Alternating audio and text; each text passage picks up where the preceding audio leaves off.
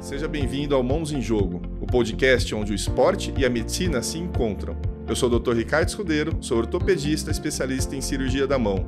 E hoje vamos conhecer a trajetória de um atleta que encarou lesões, superações e grandes vitórias. Rafael Barcelos é profissional desde 1992. Alguns títulos importantes do currículo dele: 36 torneios profissionais conquistados, campeão do Aberto do Brasil em 2008. Representou o país no World Cup 2009 na China.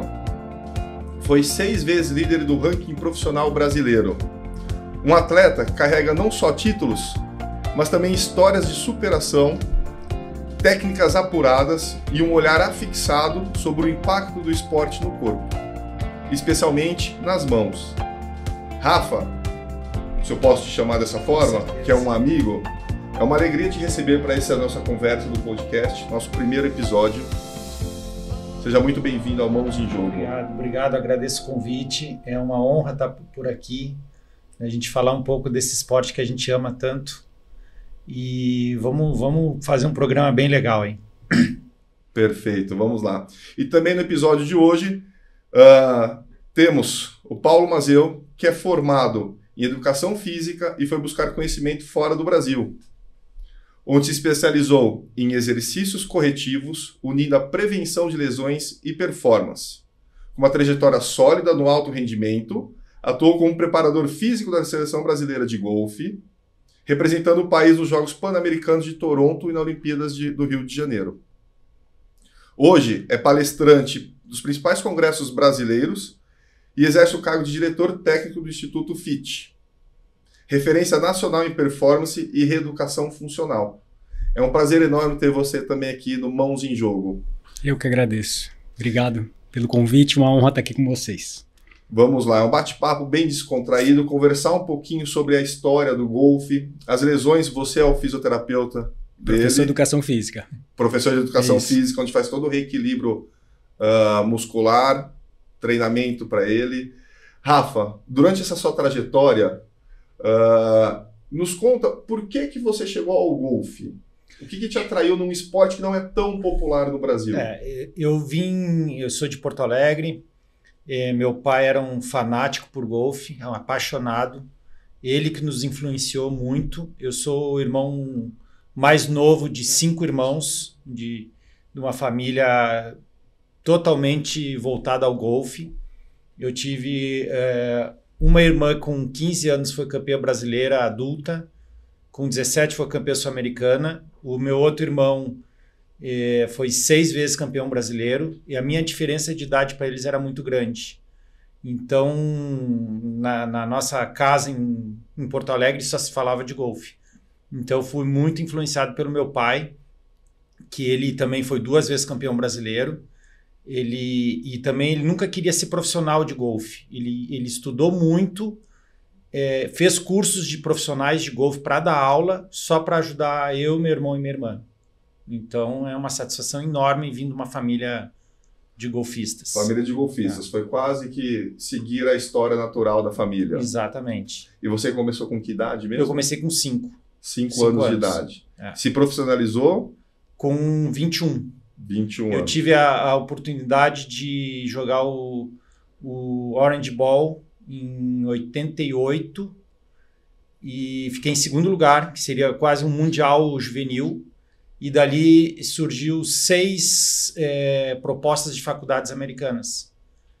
E aí eu vou entrar um pouco na tua área também, porque eu tinha já fechado com a University of Georgia, mas apalavrado com a University of Georgia, e aí eu tive um rompimento de ligamento do pulso direito. E isso aí me deu 2 anos sem poder jogar. E daí quando eu melhorei, eu tinha 21 anos, e eu achei que já estava muito tarde de ir para os Estados Unidos. Então eu preferi... muito tarde que eu digo, eu vou para os Estados Unidos com 21 e eu vou virar pro com 26, 27. Aí sim seria tarde para me tornar como um profissional de golfe. E era aquilo ali que eu queria mesmo, eu estava decidido. Então com 21 anos eu me tornei profissional. Essa foi a sua primeira lesão mais séria que você teve na carreira? Foi a primeira. E como que era a preparação física nesse momento? Porque a gente escuta que tudo começou com preparação física na época do Tiger Woods, né? É ele que focou do jeito dele. Não tinha estudo nenhum, né? Não tinha nada. Então, eu treinava demais. Eu treinava 8 a 10 horas por dia. Eu sou um obcecado por treino ainda. Claro que hoje respeitando meu corpo. E naquela época eu não respeitava o corpo. Eu ia no limite do limite. E a preparação física que eu tinha era correr, que acho que foi até pior para o meu corpo por causa do impacto. E ali me gerou várias lesões no futuro depois. E o Paulo, você estudou bastante nos Estados Unidos também, né? Na Titleist Performance Institute, além de outros lugares. Se quiser comentar com a gente um pouquinho, sim. Essa história, essa mudança que teve de preparação física adequada, conhecimento do swing, conhecimento de toda a parte biomecânica do esporte, né? Que até então, como o Rafa disse, no começo da carreira dele não tinha. Isso. Eu falo que acabei parando no golfe sem querer, porque eu já gostava de estudar prevenção às lesões. Então, quais eram os desequilíbrios que causavam lesões na lombar, no joelho, no ombro. E aí, um aluno golfista me procurou, porque estava com dor no joelho e dor na lombar. E aí eu falei, não, deixa eu conhecer um pouco mais sobre o golfe. Aí comecei a pesquisar sobre o golfe e vi que a preparação física para o golfe, em mais de 80%, consiste em não deixar o atleta se machucar. Porque a sobrecarga músculo-esquelética do movimento do golfe, ela é extremamente acentuada. Então acaba sendo bem diferente dos outros esportes, que tem uma demanda fisiológica maior, Sim. cardiovascular, e tinha muito a ver com o que eu já gostava, que era justamente identificar as limitações físicas que causavam lesões, e aí decidi buscar mais informações, e aí fui para os Estados Unidos em 2006, que fiz o curso do Paul Chek, que é uma referência até hoje, e depois também fui para a Titleist e continuei fazendo as especializações, porque tudo conversou muito bem, e tive também o privilégio, né, de conhecer o Rafa em 2007, então trabalhar também com o Rafa e ter esse privilégio, né, de poder aprofundar até, porque aprendi muito também sobre toda a história do golfe e já trabalhando com alguém que estava no alto rendimento, para mim foi muito especial. Estamos aqui até hoje. E uma parte, né? Eu com 30 anos, 31 anos, eu fui fazer um check-up do meu corpo, porque eu estava com muita dor de lombar. Tá. Lombar e quadril. E até o Dr. Zanini em Porto Alegre acompanhou todo o processo. E aí depois, no final de todos os exames, ele olhou assim para mim, olha, você está com um corpo de 65 anos de idade. Se você não cuidar dele e não se preparar, você não vai ter mais condições de poder jogar.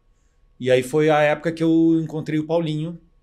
Deu um match muito legal, que ele viu todos os exames, ele fez toda a avaliação física em mim e ele viu que iria ter muito trabalho. Então, por isso que até hoje eu estou nesse alto rendimento ainda.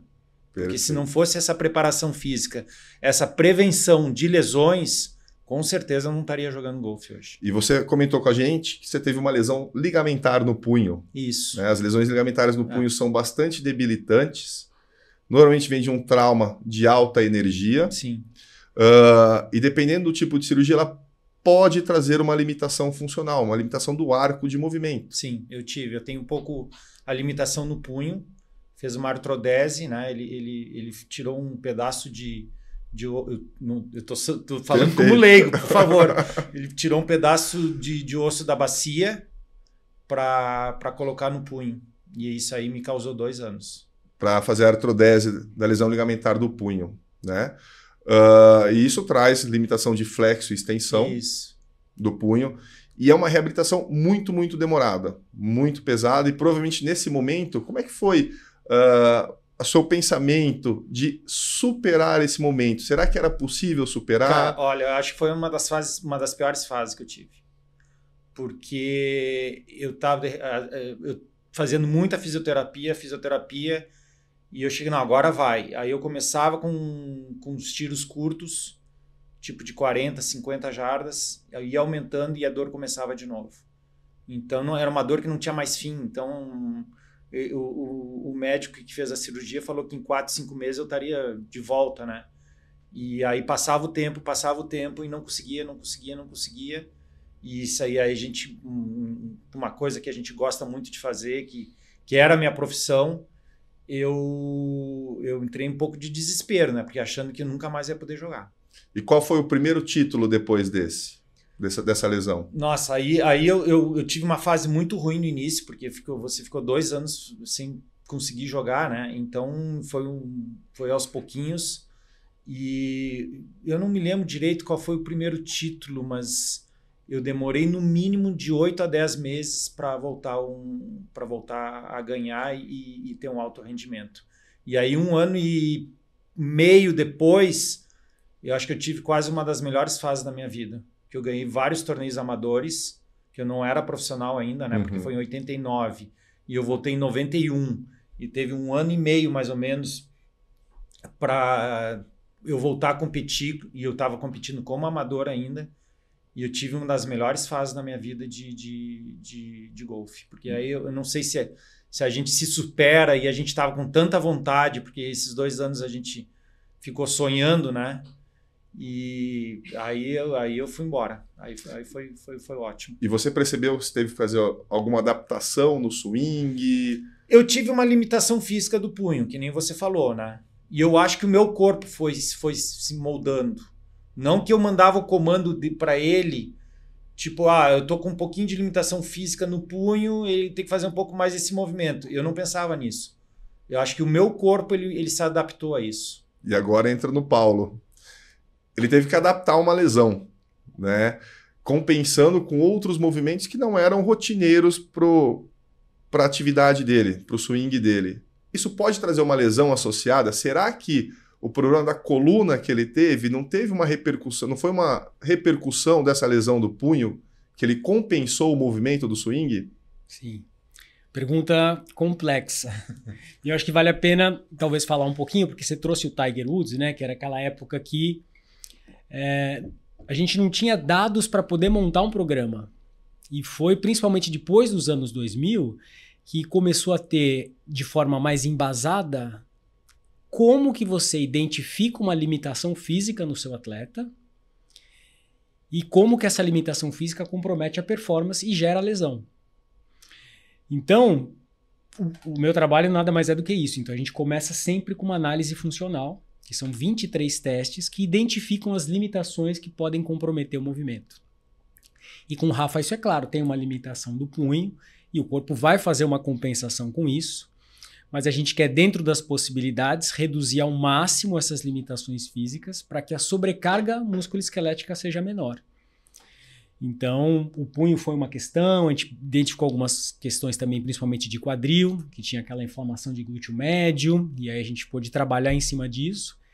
Então, a análise funcional é como se fosse, fazendo um paralelo com a medicina, a ressonância magnética do movimento, porque a gente olha ali e tem um mapa do que precisa ser trabalhado, e aí, através desse mapa, cria-se uma sequência estratégica para não só identificar, mas corrigir essas limitações físicas, né?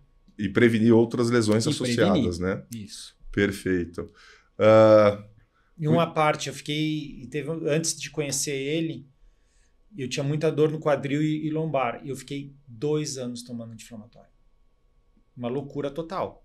Depois fui fazer um check-up geral e o médico, olha, começa a rezar, porque isso aí pode ter um dano muito grande. E aí eu não conseguia treinar e não conseguia jogar sem o anti-inflamatório. Hoje em dia, todas as fases do swing são muito bem estudadas. Inclusive, você consegue identificar lesões em cada ponto, em cada fase do swing, né? Epicondilites laterais e mediais são muito frequentes, mesmo sendo a lateral do tenista e a medial do golfista. Está muito relacionado, tanto um quanto o outro, também com golfistas. Golfistas amadores é mais comum, né? Pegar um pouco pesado o chão, um grip não correto, um grip mais leve, onde você precisa fazer mais força. Tudo isso acaba ocasionando lesões de tendões e inflamações. O quanto que o core é importante para a prevenção dessas lesões? A gente sabe que uma tendinite, um processo inflamatório, ele é super simples de tratar. A gente entra com medicação, anti-inflamatório, e a dor ela acaba passando por um período, não é? Mas se eu não corrigir a biomecânica ou a origem dessa lesão, essa dor ela passa e logo depois ela volta. e em alguns casos, como no seu, quase chegou à cirurgia, Sim, se não tivesse conhecido o Paulinho e corrigido toda essa questão biomecânica do quadril. O quanto que uma avaliação ampla da jornada, uma avaliação ampla do jogador pode prevenir lesões mais graves ou até chegar a prevenir lesões, cirurgias. O que você pode comentar com a gente sobre isso? Acho que o importante é entender que a limitação física, e quando se fala em limitação física, é o quê? Por exemplo, você falou do core. O core dá estabilidade para a região lombar. Então, se eu não tenho essa estabilidade, eu tenho uma limitação. Meu corpo não está funcionando bem. Entender que cada articulação do corpo tem uma predominância. E essa predominância ou é de estabilidade ou é de mobilidade. Então, para a gente poder fazer um mapinha aqui, começando pelo pé. O pé tem uma predominância de estabilidade. O tornozelo que está logo em cima, uma predominância de mobilidade. O joelho, predominância de estabilidade. O quadril, mobilidade. Então é sempre alternado por segmento. Estabilidade, mobilidade, estabilidade, mobilidade. Se o corpo está respeitando isso, se o atleta tem mobilidade onde precisa ter e estabilidade onde precisa ter, o corpo funciona de uma forma mais harmônica. Se esse padrão se quebra, por exemplo, vou dar o seu exemplo aqui, que era o caso do Rafa, que faltava bastante mobilidade no quadril esquerdo. Para o golfista, isso é fundamental, porque ele precisa fazer o follow-through sobre o quadril esquerdo. Então, o que acontecia? O quadril esquerdo não girava, não tinha mobilidade, sobrava para a lombar tinha que fazer um movimento excessivo, por conta dessa falta de mobilidade no quadril, e sobrecarregava o tornozelo esquerdo fibular, porque ele acabava fazendo muito movimento de inversão do pé, por conta do quadril não girar bem. Então tinha uma tendinite de fibular, mas que a causa não tinha nada a ver com o tornozelo, a causa estava no quadril. Então a gente compensações, né? Compensações. Então a gente trabalhou o quadril, identificou que era ali, trabalhou essa mobilidade, e aí a lombar, que muitas vezes a gente acha que é falta do core, no caso dele era a falta de mobilidade do quadril que fazia a lombar doer. Compensar. Então, e na causa do problema, acho que é o X da questão. O legal é que sempre me perguntam, qual é a cirurgia adequada para eu acertar o swing, né? O que eu posso operar na mão para acertar o swing? E, na verdade, o swing é global, você precisa de toda a parte muscular preparada para ele, né? E muita gente acha que o golfe não é um esporte de alto rendimento. Acabam dizendo, até conhecer, precisa conhecer, exatamente. Né? É um esporte de 4 horas, onde você fica caminhando 4 horas, subindo, descendo, onde você precisa de movimentos de potência para fazer a bolinha andar. Então é um esporte muito, muito pesado. Óbvio que você não fica suado, se você faz o movimento correto, você não sai suado igual uma maratona, por exemplo, mas é um esporte que demanda muito da parte física, né? Isso. Perfeito. E Rafa, um pouquinho mais das suas conquistas, mesmo com a dor lombar, você conseguiu recuperar. Qual foi o torneio mais marcante que você participou e que você viu, que você pôde perceber a diferença do esporte ou da preparação física dos brasileiros para outros países? Nós temos aqui na América Latina mesmo países muito mais avançados no golfe do que a gente, né? Qual foi esse torneio que você percebeu uma diferença gritante? O que nem eu digo, né? Os melhores golfistas hoje, atualmente, do Brasil, eles tiveram que ir embora. E cedo. Tiveram que ir embora com 12, 11, 12, 13 anos. Criaram uma estrutura nos Estados Unidos e dali hoje eles estão tendo conquistas, que são poucos. Fred Biondi, Alexandre Rocha, Rafael Becker, todos esses grandes jogadores, eles tiveram que ir embora por falta de estrutura do país. Tá? Então, o que a gente tem? A gente tem que ter uma estrutura no país para a pessoa não precisar ir embora, porque os pais, não são todos os pais que têm condições de bancar um filho lá nos Estados Unidos para ter um alto rendimento. Tá? E o que eu vejo?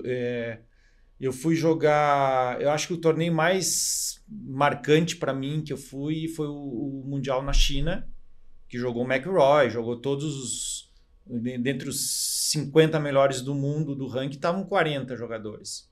Então, e era um torneio de dupla, eu joguei com o Ronaldo Francisco, e a gente foi para a Venezuela classificar. O Brasil fazia 13 anos que não participava dessa competição, E com certeza foi a maior pressão que eu tive, porque é a pressão minha, a pressão do meu parceiro, porque estamos de dupla, a pressão do jogo e a pressão do país, né? Então eu emboquei, a gente foi para um desempate, um playoff, eram mais ou menos 20 equipes e eram somente 3 que classificavam. E o último dia a gente chama que é uma modalidade alternada. Eu bato a primeira atacada, o Ronaldo joga a segunda, eu jogo a terceira, então é mais pressão ainda, né? Porque quando você está com o teu próprio jogo, você errou, você que vai ter que consertar. Mas ali, se eu erro, ele vai ter que consertar. Então era muito difícil. E ali eu emboquei o Ronaldo deu um tiro fantástico no último no desempate, e a bola ficou uns 6, 7 metros, e eu emboquei o putter e a gente classificou.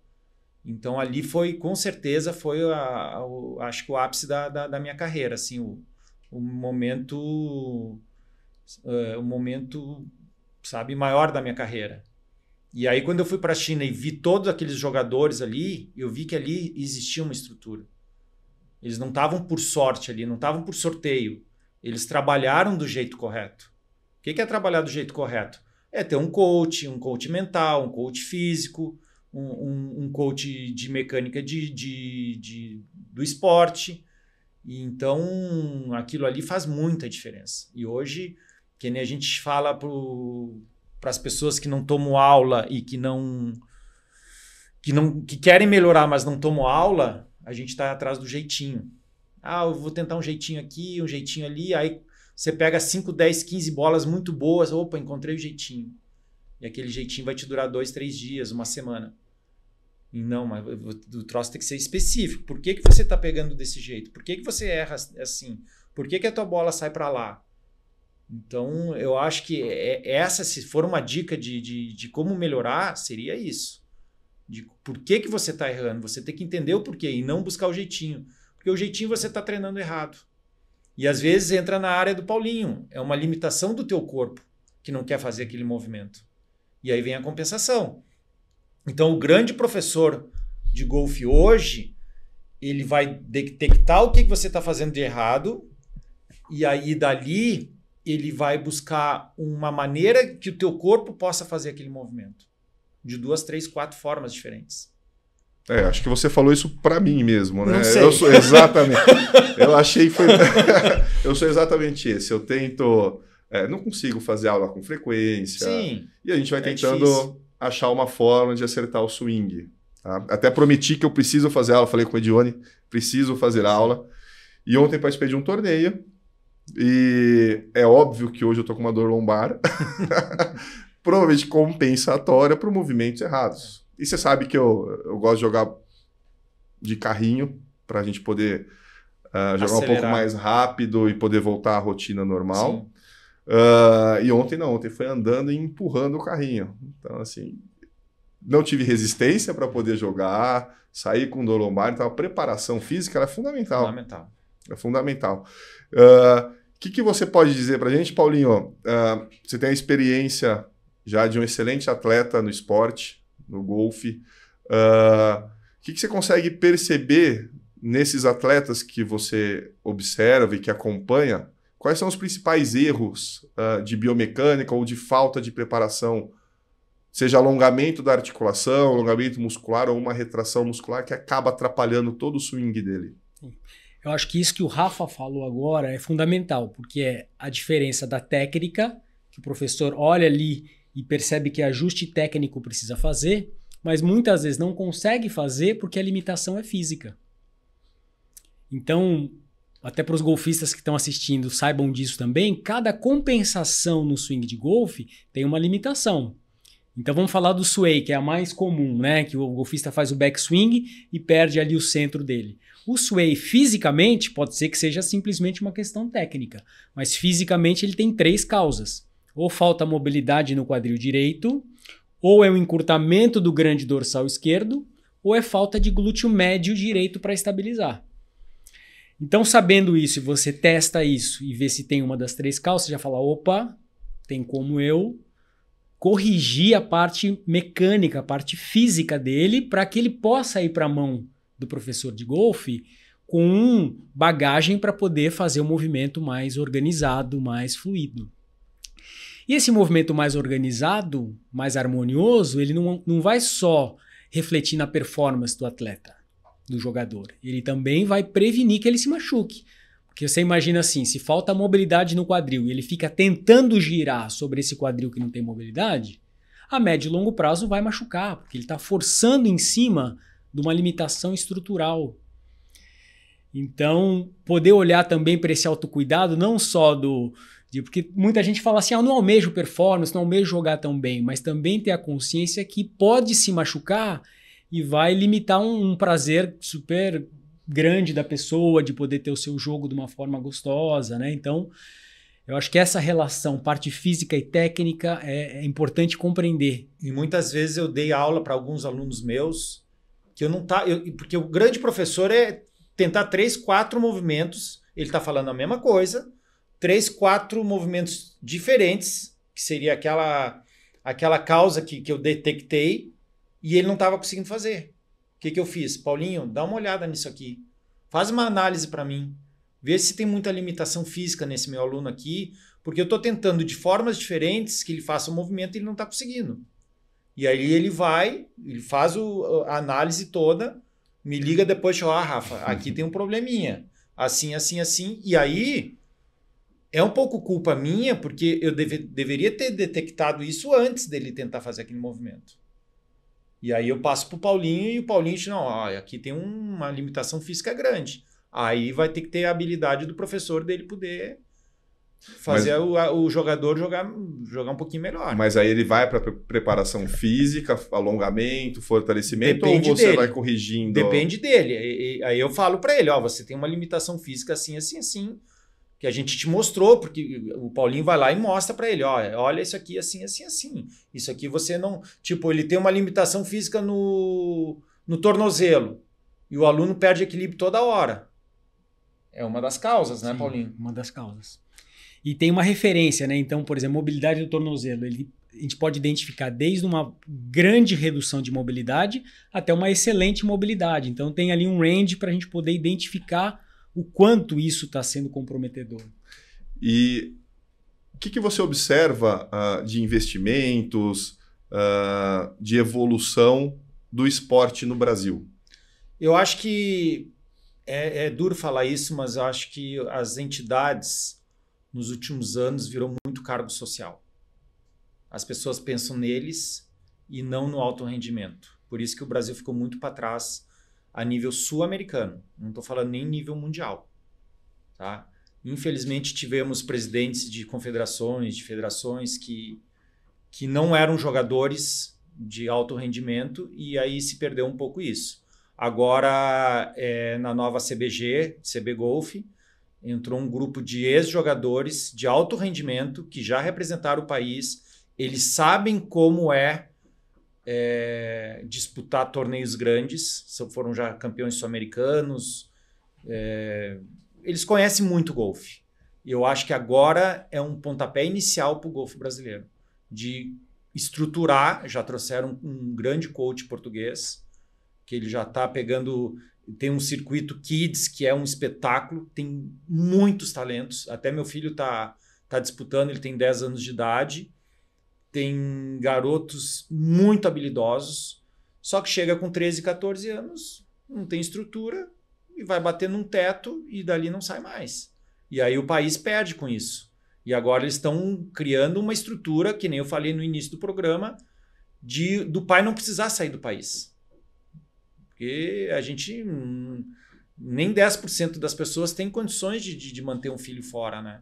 Então eu acho que o futuro é muito promissor. E não só fora, mas é um esporte que tem o seu custo ainda elevado, né? Precisariam existir alguns incentivos fiscais para trazer materiais para isso. Infelizmente não é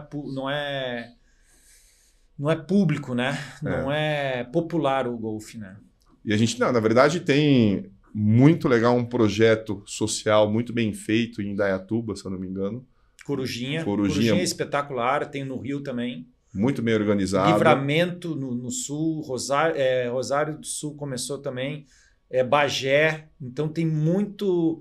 eles estão tendo agora, pegando as pessoas carentes e trazendo para o golfe. E eu acho que dali pode sair muito jogador bom.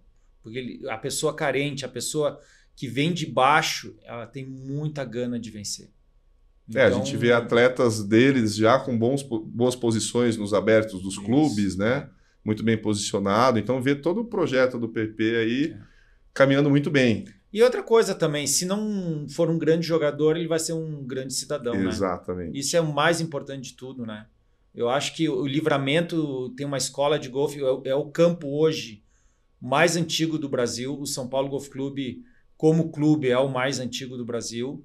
E dali surgiram grandes jogadores, porque eles têm uma favela ao lado do campo de Livramento, que a maioria das pessoas que moram na favela já trabalharam no clube. Então são netos, bisnetos que seguem aquela tradição, e o clube abre as portas para eles. Então ali você vê que tem o Andrei Xavier e o Eric, que vem dali. São grandes jogadores, grandes talentos, e com pouco dinheiro eles fazem um trabalho incrível, incrível. E pensando no esporte de alto rendimento, acho que é muito importante também a parte alimentar, né? A alimentação adequada, sono, além da preparação física. E como você disse logo no começo, era por conta própria, era correr, você imaginava o que era melhor ou não.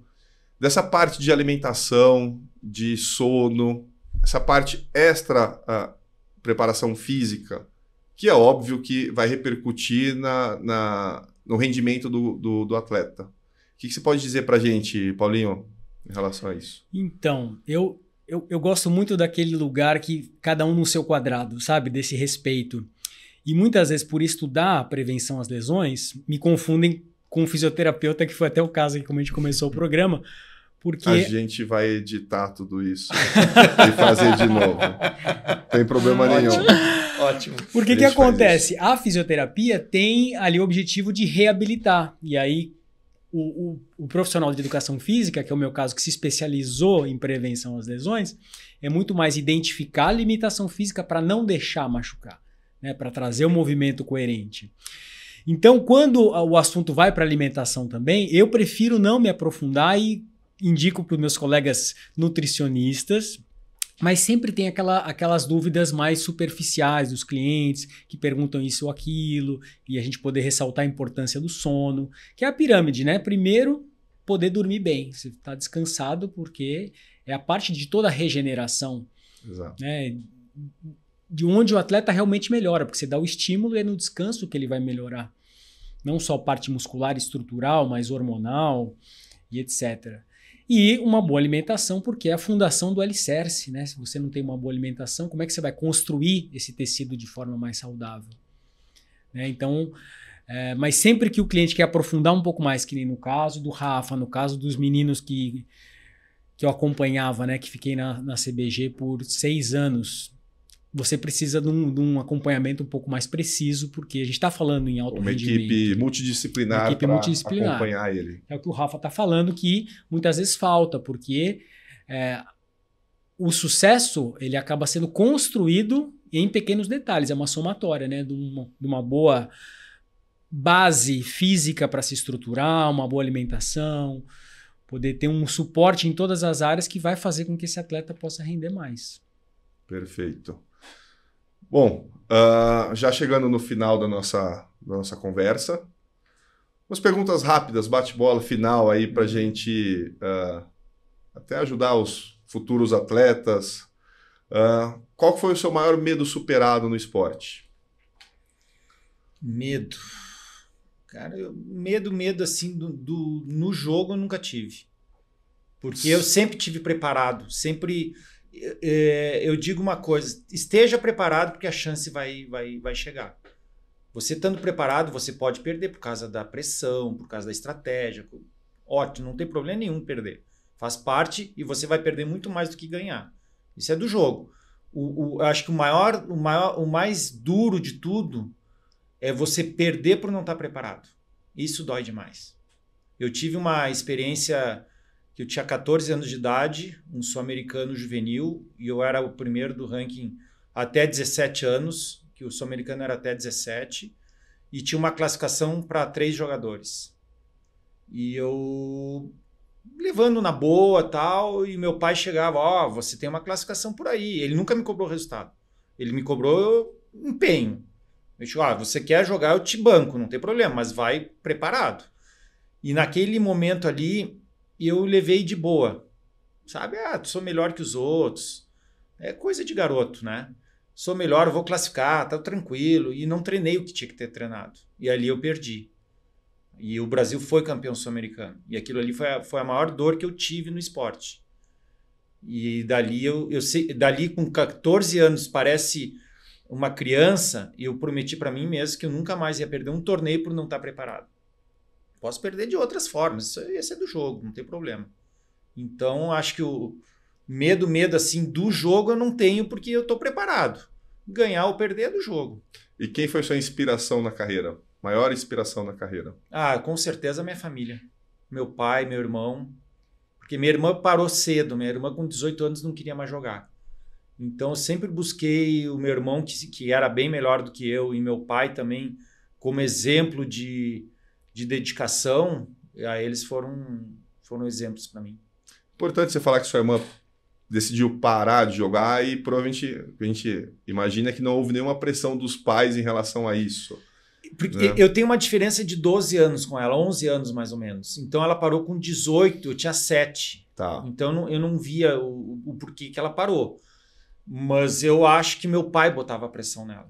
Botava demais. Pressão nela. E hoje você participando dos torneios do Kids, das crianças, Sim. que seu filho joga, você ainda observa uma transferência de querer ganhar do pai para o filho? É a isso vontade do pai. Totalmente vontade do pai. Claro que tem alguns pais que... Mas a maioria dos pais botam muita pressão nos filhos. Eles querem que o filho dele seja falado. Sabe? Tem absurdos que acontecem. Eu acho que não é só no golfe, no futebol. Às vezes eu vejo partidas de futebol das crianças. É um troço assim inacreditável que os pais fazem. Sabe? Isso aí aconteceu com a minha irmã. E aí meu pai viu o erro. E comigo e com meu irmão, corrigiu. Zero de pressão. Mas zero. Ele cobrava empenho, que é normal. Dedicação. Você quer um taco novo? Mereça. Eu vou te dar um taco novo. E se desistir, tudo bem. Não tem problema. Exato. Tem que se divertir. Criança tem que se divertir no esporte. Não tem alto rendimento depois com 15, 16, 17, 18 anos. Se quiser. Né? Então, que nem eu falo, uma lição que eu tive. Quando você vai com o teu filho para o campo de golfe, seja um caddy. Seja um caddy. Se comporte como um caddy, não como o pai. O pai cobra, o pai briga. O caddy não vai fazer isso. É difícil? É difícil. Para todo mundo é. E a gente erra um pater de 2 pés, né? A gente não tem controle do nosso movimento. Imagina uma criança de 10, 12 anos. Exato. É incrível. Incrível o que os pais fazem com as crianças. Olha, é frustrante. Porque eu vejo agora... Porque eu não sentia isso, né? Quando eu dava aula para criança, e até eu evitava que os pais estivessem perto. Eu falava para ele, deixa ele comigo. Ele vai se divertir comigo aqui. Então eu não via muito isso. E nas competições eu não estava nas competições, porque eu ficava no clube direto. Sim. E agora que eu tô com o meu filho no campo de golfe, nos torneios, nossa senhora, não é fácil. E às vezes eu saio um pouco também. Porque é uma ansiedade minha. Mas eu me controlo e peço desculpa se eu errei. Que eu acho que é o que o pai deve fazer. Não pode transferir toda a pressão, né? Ele já está pressionado, ele sabe o que é bom, o que ele quer, tem que fazer, né? E tem que ser uma diversão. Para ele tem que ser divertido. Precisa de um coach mental para os pais, então, total, é isso? Muito. Teve vários pais que eu já pedi para se tratar. Eu tenho uma solução para o teu filho. Qual? Você tem que se tratar. Como assim? Não, você está prejudicando ele. Ele daqui 2, 3 anos ele vai largar o golfe. Aí o pai fala, não, essa hipótese não existe. Aí você já vê a atitude dele. Já vê a atitude dele totalmente contra o filho. E agora para o Paulo, o que você foca nos cuidados, na rotina habitual dele para cuidar do corpo e continuar como um atleta de alto rendimento ainda, né? Eu tenho 54 anos, tá? Então, com o Rafa, o que acontece? Tá podemos dizer que ele está experiente hoje na parte de preparação física por todo o trabalho que a gente faz ao longo de todos esses anos, né? Mas até antes de começar aqui, a gente estava até brincando, né? Que ele falou, vou pro torneio em Londrina. Eu falei, mas vai depois da aula, né? Porque a atividade física, a preparação física precisa de assiduidade, claro.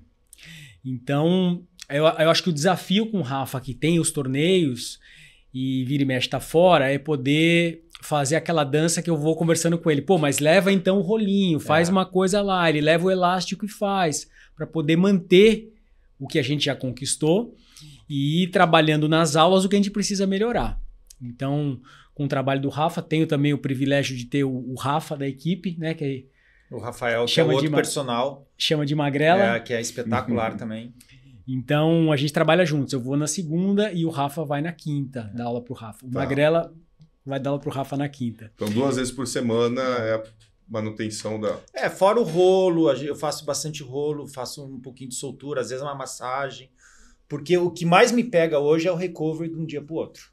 Porque eu tô com 54 anos. Antigamente, quando eu era garoto, eu jogava 36 buracos e no outro dia, 7 da manhã, eu já tava lá de novo. Hoje em dia tá cada vez mais difícil. Mas eu tô ainda muito competitivo contra os garotos de 20, 30 anos, porque eu sou dedicado. Eu gosto, eu quero, treino muito. O Paulinho me ajuda demais, o Rafael me ajuda demais.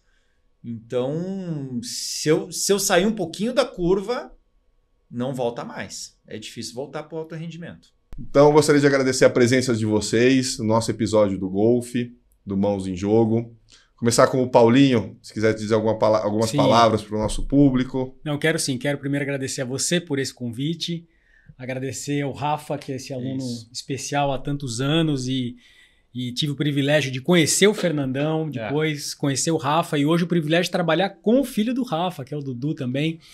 Então é uma honra. E agradeço a vocês também que assistiram aqui, que puderam acompanhar esse programa. Gratidão. Muito obrigado. Obrigado pela presença. E o Rafa? Cara, é um prazer estar aqui, falar de um esporte que eu gosto tanto, que eu amo tanto, né? E falar coisas que podem ajudar as pessoas, né? A conhecer o golfe e a melhorar também o alto rendimento delas, né? Porque o alto rendimento também não é só o top, né? O handicap alto, ele quer um alto rendimento. O que é? É melhorar um pouquinho. Esse um pouquinho já é o alto rendimento dele, né? Então a gente precisa de programas como o teu agora, que vai desenvolver muito o nosso esporte. Isso é um prazer enorme, eu adoro falar, falo até demais às vezes. Agradecer ao Paulinho sempre pela ajuda que eu tenho certeza que hoje eu tô num nível muito alto por causa dele, porque senão acho que já teria me aposentado há muito tempo atrás. E é um prazer estar aqui. Muito obrigado. Muito obrigado a todos, obrigado por assistirem o Mãos em Jogo. Se vocês gostaram com essas histórias inspiradoras, compartilhe com as pessoas e nos siga no YouTube do Mãos em Jogo. Muito obrigado.